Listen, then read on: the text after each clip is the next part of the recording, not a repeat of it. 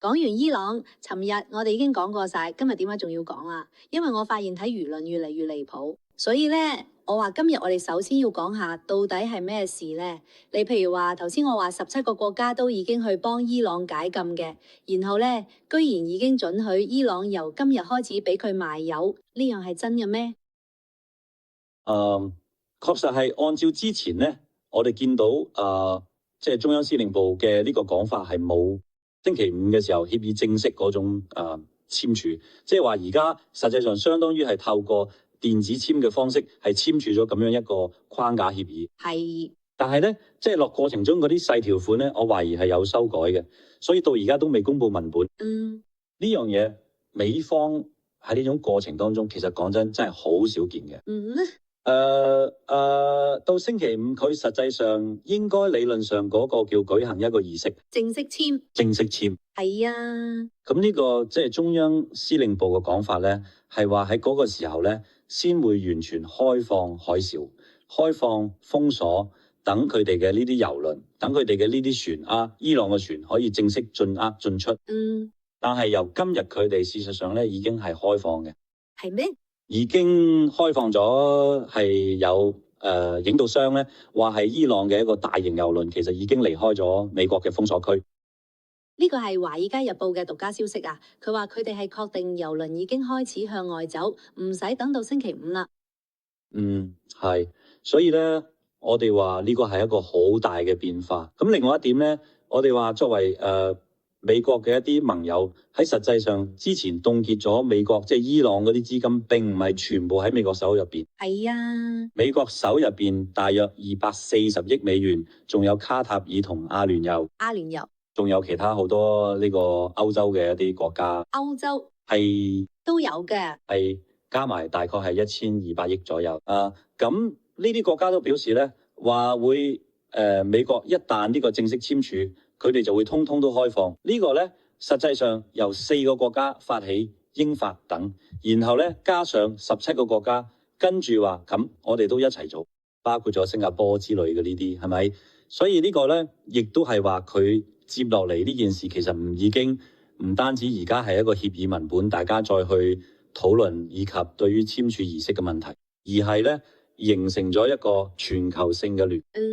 咁成個全球其實都冇政治、經濟、地緣政治，然後咧呢個包括油價、股市，其實都因此發生咗好大嘅一個變化。所以唔好見到佢積極嘅一面，佢油價哐跌咗落嚟，係去到74美元、72美元，係。所以呢個其實係一個呢段時間以嚟非常大嘅一個變化。咁咧股市咧，當然咧呢個都係一個大利好啦。大家認為話你起碼唔打仗啦。道指今日創咗新高，係，所以我覺得呢個其實喺嚟緊一段時間內，如果可以維持到，對美國經濟嚟講咧，應該係件好事啦。對全球經濟嚟講咧，大家可能都會覺得心入邊嘅大石終於落地。係，因為咁耐以嚟，大家其實最擔心嘅係油價持續咁高漲，佢會影響到其他行業。而家美國已經出現咗呢種情況，已經開始咗未？美國嘅通用汽車等等呢啲工廠都已經講咗，因為油價高企，美國人最中意嘅皮卡，嗰啲皮卡車已經冇人買，大家避之則吉。嗰啲係食油怪諗咗，佢已經開始受影響啦。今年美國市場上所有嘅燃油車而家賣得非常之慢，好多人都唔再換車，呢種情況已經開始蔓延開去。係，冇錯，所以咧，我哋話呢個變化實際上對嚟緊嘅經濟各方面嚟講咧，睇落係一個好大嘅利好消息。當然啦，對地緣政治嚟講，而家係眾說紛紜，對美國嘅政治影響更加係議論紛紛，甚至有人話：哇，戰爭贏咗，但係美國嘅戰略似乎要出問題啦。係啊，而家就係今日曼斯仲出嚟解釋呢件事，話係用表現咁換取經濟利益。你每一步表現好嘅，我就再俾你呢樣嗰樣。但係17個國家解禁，然後你而家油輪都出埋咗2架唔止1架，2架油輪已經由伊朗出發啦。你呢種感覺就好似嗰種水脈打開咗咧，洪水已經開始湧出嚟。你而家咁樣做咧？你真係贏咗咩？你放咁大嘅水，你仲可以截得斷咩？呢樣嘢令大家開始美國嘅鷹派開始對特朗普呢個做法非常質疑。美國民主黨嗰邊亦都批評嘅話，你同奧巴馬嗰陣根本冇分別嘅。如果單純從開放海峽同埋俾佢哋出嚟賣少少石油嚟講，其實我唔覺得呢件係咩大件事咧。呢個唔係重點。其實我覺得而家對大局真正有影響嘅係嗰3000億，係嗰3000億美金嘅投資。雖然呢筆錢唔係美國出，但係好明顯係海灣國家出嚟。喺某種意義上，係咪相當於用金錢冇換取和平呢？係咪代表美國冇晒辦法？所以大家唯有透過呢種方式去買個平安，叫你以後唔好再打交啦。但係呢樣嘢靠唔靠得住呢？因為而家曼斯仲有一個講法啦，今日呢個講法亦都引發咗好大爭議啦。就係話，如果伊朗去支持嗰啲咩真主黨或者其他呢啲恐怖主義代理組織，喺美國就會停止俾呢啲國家繼續投資。但問題係呢班流民，佢哋好多時咧，佢轉咗都係仲有好多其他唔同嘅方式，咁你就好難保證話呢樣嘢可以完全被監督起嚟。而且咧，佢哋經濟一旦恢復咗之後，咁大家當然會嘅，佢自然就會進一步去搞各種各樣嘅小動作、大動作等等，係咪？係啊，佢一定會去鼓勵佢嗰啲小兄弟噶嘛，都已經冇學咗咁耐嘅。佢仲唔將嘅錢全部俾晒胡塞武裝真主黨？而且呢個革命衛隊呢邊咧，有嘅將軍其實已經表達咗類似嘅意思，話佢哋嘅錢先算，係嘛？至於我哋點樣使，佢哋咁就管唔到啦，係冇。當然美國會進行監督，亦都會進行呢種一啲限制同制裁，但係錢呢樣嘢其實係好難完全去限制住嘅。所以呢個問題其實係而家我哋話爭議最大嘅焦點之一。然後咧，而家我哋見到咧，因為呢件事咧都傳咗啲咩出嚟咧？呢個爭議嘅焦點已經唔係話民主黨同共和黨中意 Trump 同唔中意 Trump 兩派之間嘅爭議啦。而家嘅爭議咧，rumor 網上呢種英文世界入邊嘅流傳咧，係連佢嘅內部都發生咗激烈嘅對峙，導致咩呢？今日網上最大嘅一個 rumor 話 Trump 要 fire Hegseth 啦，甚至 Rubio 都要被 fire 佢，甚至仲要將情報局長都 fire 埋。各種消息都喺度講係咩事？喺內部客呢樣嘢，首先我認為唔係空，即係空穴來風，一定有嗌交，呢個係肯定嘅。個 Vance 係屬於制定者定係實施者、推行者 ？Vance 呢個 Kushner 仲有呢個 Witkoff， 佢哋應該係相對嚟講主導嘅呢次嘅談。咁咧就係 Rubio， 仲有呢個 Hegseth 情報部門仲有情報部門嘅 Ratcliffe 呢啲嚟講，佢哋應該係強硬嘅話，認為呢個伊朗係唔會改變嘅。用呢種方法唔奏效，呢個我覺得呢度邊大家一定會有分歧。咁喺呢種分歧之下咧，佢哋咧 Trump 係願意去試一試。經濟方式做一個標，試一試 Vance 佢咁樣一個策略，係居民佢哋都反對，甚至話再反對就 fire 你嘅，咁流言謠言都出嚟嘅。我覺得大家嗌交會嗌下，係咪？呢啲唔同意見都好正常。你話真係 fire 嘅，我覺得呢個有時做新聞嘅人啊，大家都知呢個會搞一個大嘅呢個嚇人嘅標題，但係真正咁做應該唔會，係咪？我哋咁用呢啲標題，但係咧，我要同大家講，尋日到今日，其實禮拜五先至有正式嘅文本，但係咧，而家呢個 rumor 滿天飛，咁就係呢種捕風捉影又好，真嘅假嘅又好，總言之，今日咧真係太熱鬧啦吓！就關於伊朗呢件事，佢 Vance 咧今日仲特登咧出咗聲明嘛，佢話。網上流傳話咩媒體話卡塔爾都俾咗錢呢個伊朗，佢話呢個 not true， 佢話呢個唔係真實噶。咁頭先你講噶17個國家都要解凍賬戶啦。咁你覺得呢件事實情到底係點樣嘅咧？我都覺得佢之前話可以俾到咁多錢呢一點，其實我係打咗個問號嘅小數目嘅話，係咪會有啲幾億蚊之類嘅呢種可能性係有嘅？但係你話。好似路透社或者華爾街日報所講，喐啲就話呢個上百億係咪？咁我覺得呢個就有啲唔太可能啦，因為咁大嘅動作，如果佢美國同意，係佢可能發生嘅。但係大家而家擔心嘅係，你而家將佢咁樣放開嘅，之後仲可以再封鎖翻咩？呢個唔係問題，再封鎖其實我唔覺得係個問題，甚至乎我認為，就算俾咗呢筆錢，一旦伊朗嘅違反咗相關嘅大協議，美國照樣會去教訓嘅。你覺得仲可以再去教訓嘅？有需要嘅時候，仲一定會去教訓嘅。所以就呢一點嚟講，100%，即係對美國嚟講，呢個權利嘅一定會保留。權利係有嘅，權利一定會保留，呢種手段亦都一定會保留。咁所以就呢一點嚟講，我覺得佢必要去懷疑話 Trump 成個局完全退讓喎，完全好似棄械投降嘅。我覺得呢個係唔可能嘅，只係等大家探討。而家嘅問題係呢個方法到底有冇用，定係 Trump 會一直咁樣做落去？呢點我相信佢一定會有一個不斷去評分嘅機制。如果你合格或者做到某啲嘢，咁大家可能就會做翻啲嘢。如果做唔到嘅話，有需要嘅時候，佢一定會再繼續開戰。只係呢，我覺得某種意義上，而家我係懷疑 Trump 而家希望將精力，既然話冇辦法完，因為佢而家要完全解決伊朗問題呢，其實係要做出一個好大嘅調整，就係發動地面戰直接推翻嘅，就係咁簡單。咁但係 Trump 又唔想咁做啦。咁喺呢種情況下，長期封鎖其實對油價、經濟同好多方面，佢認為可能係不利嘅。佢乾脆就放開。既然放開，為咗保證佢哋長期遵守協議，佢就採取咗 Vance 嗰個睇法，係咪？等佢試下，等佢哋發展下。因為佢認為係咩呢？呢隻老虎已經喺咗棚大牙啦。因為佢核武器嘅成個研發，佢成個主要嘅呢啲武力已經被摧毀咗，剩低咗係一啲非對稱作戰嘅武力。呢啲武力你想完全打都打唔走，但係你想喺呢個政權喺短時間內喺全歐洲、全中東地區製造嗰種持續麻煩嘅可能性已經唔大啦。喺幾年之內咁就會基本上會消停好多，呢個係冇可能嘅一個判斷。咁樣嘅情況下呢，至少可以試一試嘅。佢認為佢自己有試錯嘅成本、試錯嘅呢個資格，你明唔明呢個意思啊？就係，所以我唔完全認為話佢就係好似川普，完全係因為佢唔打過去，所以完全就變咗另一個有啲人所講嘅，就係好似伊朗呢係叫毫髮無傷冇贏嘅。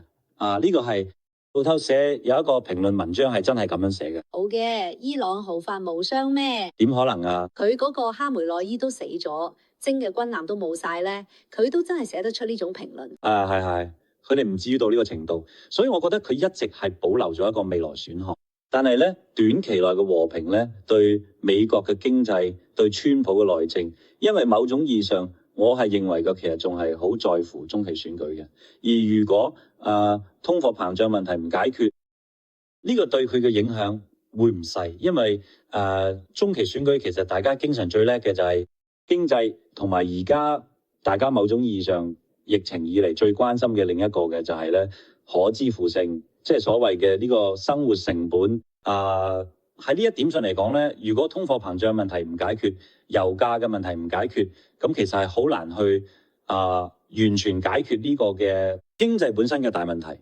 但係咧，好多係有錢人或者有呢個壓力股票或者有資產嘅呢啲人，佢確實係獲收益嘅。但係咧，普通嘅有一啲呢個嘅股票或者其他呢批人，其實生活壓力係喺度加大緊。所以咧，我覺得佢相當大一個程度上應該係考量咗呢啲。但係咧，佢可能都保留話，佢既然反，到時中期選舉唔得，打唔到我哋之後再嚟玩。我相信川普都一定係11月之後啦，咁就11月份之後啦。所以呢個可能係相當大一個程度上係咁樣做嘅一個計劃。所以你話作為川普三軍總司令、美國總統，佢到底點樣去選擇各方嘅觀點、各方嘅呢種顧問？佢個個都有自己嘅一套嘅。喺川普而家選擇嘅去簽呢個嘅，但係呢個嘅咧，有啲人就將佢形容呢個係要攞住調校現伊朗政權。改邪歸正得唔得啊？正因為咁樣嘅一個思路咧，所以大家對川普畫咗好長好長嘅呢種問號。佢哋嘅能唔能夠改邪歸正？川普政府能唔能夠一步一表現啊？表現一步俾你一啲，表現得唔好咒你一餐，咁點樣去將呢個牙關咬得死死嘅？成咗今日曼斯就講嘅60日啦，未來嘅60日睇你伊朗嘅表現啊！證明啊，你確實能夠做得，所以咧今日嘅所有熱點仲繼續炒。如果聽日星期三仲未有真正嘅文字版本嘅話，恐怕咧呢個熱點仲喺度炒。今日咧各路神仙啊，呢個美國嘅呢啲媒體嘅記者都去揾佢話，我已經冇咗呢個簡要嘅呢種記錄啦。呢個合同佢哋嗰種簽好咗嘅和平協議。一個簡要本嘅㗎啦，所以今日《華爾街日報》出咗一啲呢種獨家嘅，但係頭先我哋已經將呢啲嘢同大家講晒啦嚇，咁就係用表現嘅換經濟，等你可以鬆翻啖氣，然後咧石油趕快去通翻開嘅，一步一步咁接落嚟60日要表現，你要去將呢個攞走，將嗰個攞走，將核咧佢哋都一步一步咁傾。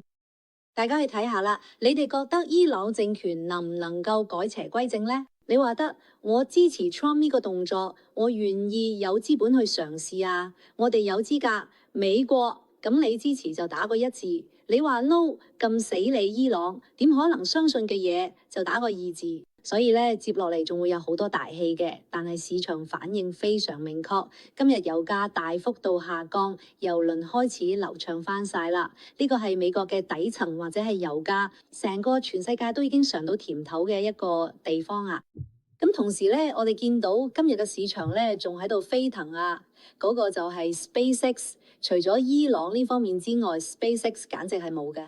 今日納指咧跌咗1.4個百分點，但係咧 SpaceX 咧已經係再次破紀錄嘅向上漲，散戶嘅熱情將市場都嚇親啊！日本嗰邊加息啊，美國喺中東戰爭啊等等各方面嘅呢啲消息都打唔落去啦，市場唔驚。呢度仲喺度漲，到底又發生咗咩事呢？我哋一定要去講一講呢個熱點嚇。咁呢個之前呢，我要同大家推薦一下黑高資。其實啦，今日高傑好匆忙啊，我去準備呢個節目都攞唔切咁大量嘅資料。點解呢？我去幫一個朋友處理一下後事啦。男性啊，得54-55歲，非常年輕，然後咧長期熬夜壓力，工作壓力大嚇，就離世嘅。哎呀，好難過啊，非常非常年輕。所以咧，我哋呢度咧就提醒下所有呢啲男性朋友啊，本夜咧生活工作壓力就非常之大嚇，更加要注意咧，唔好過勞，唔好熬夜。一定要保重自己嘅身體，好嗎？咁喺呢度咧，亦都向大家推薦一下嚇，因為男性有時都唔太善於照顧自己啊，亦都唔太善於言談，將責任咧都扛喺自己膊頭上邊，默默嘅咧好多嘢都擺咗自己心入邊嚇。藏喺心入邊，所以咧喺6月21號即將到咗呢個週末咧，就係一個父親節啊，送俾你自己嘅男性朋友啊，或者係父親咧、丈夫啊，去買一份禮物。同大家推薦嘅咧就係西洋參咗呢個黑高資，佢能夠幫助提升免疫力、改善睡眠質素、穩定血糖。同時咧，佢呢次嘅父親節咧，佢哋亦都推出咗咁樣一個限時嘅優惠，喺熒幕下面嚇，你點擊輸入 China 呢個code 呢個碼咧，就會享有85折嘅優惠。如果咧你睇訂單買咗$500嘅話，即減$30。所以最近咧，亦都有我哋嘅觀眾同我哋分享。喺89歲嘅老父親長期受高血壓困擾，一直咧都係用藥物佢進行控制，服用嘅黑高資到第2樽之後，血壓變得就相對好穩定啦。醫生嘅指導之下咧，仲少用咗一粒呢個降壓藥嚇。咁我哋大家都知西藥咧對腎臟肝功能都係有傷害嘅，所以咧佢話父親平時嘅飲食同生活習慣都冇變。所以咧，佢即係個仔買㗎嘛，佢話主要佢認為係公司帶嚟嘅呢種變化喺呢度咧。當然呢個係個別例子啦，但呢個係一個故事啦，我哋同大家分享下。黑高斯咧係一種滋補品，佢並唔係藥。我哋今次同大家講下佢可能對呢種情況有所幫助。除咗黑高斯之外咧，紅海參養參膠而家都持續緊父親節嘅熱銷，佢都係主打修復，可以修復關節健康、皮膚、關節痛風，仲有傷口修復等等，回購率都非常之高。呢兩款經常都會斷貨，或者要等好耐啦。父親節一年得一次，將愛心送俾爸爸，將健康送俾我哋呢啲男性朋友啦。好啦，呢個係工商廣告，但帶俾大家嘅係高潔嘅一份愛心，希望大家唔好錯過。有愛心要及時表達，無論用咩方式都要及時表達。特別係喺海外或者國內見唔到嘅親人啊，或者見到嘅親人啊，喺咁多朋友，更加要喺自己家庭入邊啦。及時快速咁去做你想做嘅事，表達彼此嘅愛意。好啦，呢個係工商資訊，我哋接落嚟呢。接落嚟我哋就講下 SpaceX 咧，呢個都係今日好熱門嘅話題，我哋一直都有留意住，因為呢個係美國甚至全世界技術發展未來嘅重要方向。馬斯克唔單止係富翁，佢仲代表住成個未來人類技術發展嘅進步，佢被稱為當代最偉大嘅科學牛人、技術牛人。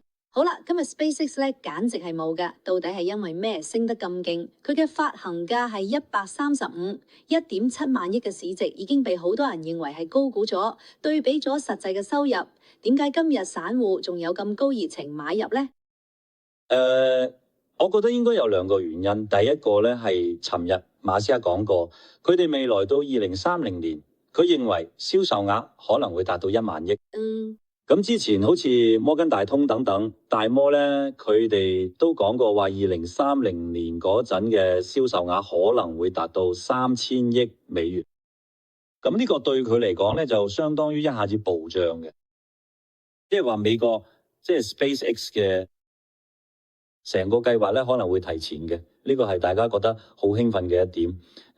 當然另一個今日爆發嘅最大原因咧，就係因為冇收購咗一間公司。呢個喺美國或者寫程式嘅人入邊，可能大家都好熟悉，叫 Cursor， 係一個被稱為編碼神器嚟嘅。呢個係用600億美元買落嚟嘅公司。大家突然間發現，咦，好似 SpaceX。頭先佢提到併購嘅，開始併購啦。佢成個業務範圍，或者佢呢種嘅夢想，或者佢好多做法，好似乎更加有呢種力量啦。咁所以咧，好多人就講話，你睇馬斯克唔單止係喺嗰度努力，喺嗰度拼命，喺佢嗰度去嚟嘅，係咪？咁仲有好多方法去進一步發展呢間公司啊。所以咧，我哋見到今日好多人亦都係喺嗰度去大量買入。其實呢間公司而家已經有幾百萬嘅用戶啦，真係好犀利啊！係。咁而家呢間公司咧，年收入已經達到咗20到40個億啊。係5月份嘅所講嘅，應該係達到呢個年化嘅話係40億美元。然後咧，而家咧，大家就喺度講，本來咧佢呢個 SpaceX 咧就係咧要俾 AI 數據中心咧去整到天上去。係咪？然之後佢而家仲又買咗一個編點講啦，編碼器係編碼神器。然後咧呢個神器咧而家能夠同佢 SpaceX 嘅超強嘅超級電腦訓練引擎可能夠結合埋一齊。咁如果係咁嘅話，佢就變得更加神啦，係咪？係佢點解？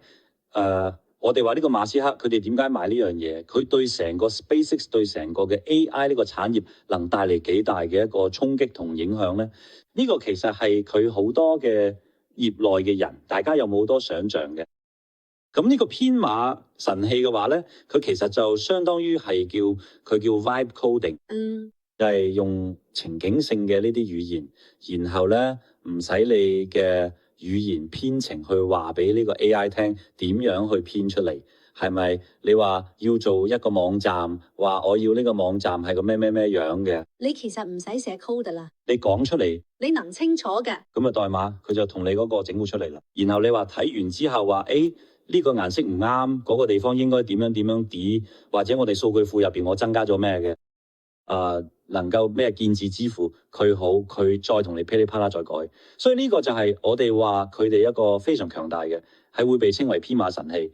咁樣一啲其實比傳統上喐嘅，大家去揾一揸嘅呢個去一行嘅代碼，或者去揾一啲呢種模塊去拼接，咁呢個速度大快得多噶啦。咁呢個將佢使用 code 嘅呢個人嘅門檻咧，已經擴大到嘅門檻降到極低啦，基本上而家真係好容易入手啦。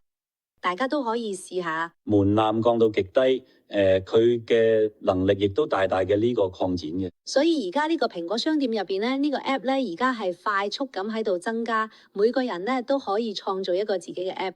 係有啲人係專門而家去寫各種 app，甚至佢話咧有啲而家都發現好多人用龍蝦喺度去寫 app，話俾你呢個$50，然後咧如果你呢個冇幾耐時間內揾唔到錢啦，咁我將你個呢個就匿咗嚟賣咗嘅。然後咧佢就開始怕命咁去寫一個 app 就咁樣做，所以話而家其實成個行業嚟講係一個好大嘅變化。咁 SpaceX 點解要去買嘅咧？我覺得其實有呢幾個原因，一個係佢自己需要用到，因為傳統上嚟講咧，佢例如搞呢個上飛機上天係咪？或者咧即係機械人，或者咧本身喺呢個即係星鏈系統，咁其實都係由一堆代碼構成。係啊，係咪？咁有個咁樣嘅能力，當然對佢自己內部嚟講，佢就可以大大啲去強化相關嘅呢種效率啊、能力啊。因為你傳統上去揾咗 bug 出嚟，可能會有好多呢種困難，係咪？或者咧而家咧即係大家都寫過代碼嘅人，可能都知道，或者有啲電腦基礎嘅都知，呢啲代碼往往係越寫越臃腫嘅。即係最後，但係因為你往往係不斷咁喺度增補，事實上嚟講，好多時係可以重構之後嘅話，你會發現呢樣嘢會優化得好靚。但係咧，點解好多時咧，大家只能夠好似打補丁咁補到呢個系統非常之龐大，係因為咧，你唔咁樣寫或者突然間重構嘅話，你好大機會會搞到個系統崩潰。係啊，所以咧好多人都唔敢。但係咧，有啲新嘅技術手段幫助，你就會發現咗成個快速重構就得。快速重構啊，快速成個去改變咧，將呢樣嘢由好臃腫瘦身到變成一個好精幹嘅嘢，咁就唔同晒啦。好似將來呢種 SpaceX 上天啦、飛船上天啦、搞火星移民啊，或者搞呢個即係星鏈系統等等嚟講啦，佢就會更加高效。呢個係對 Elon Musk 本身嚟講。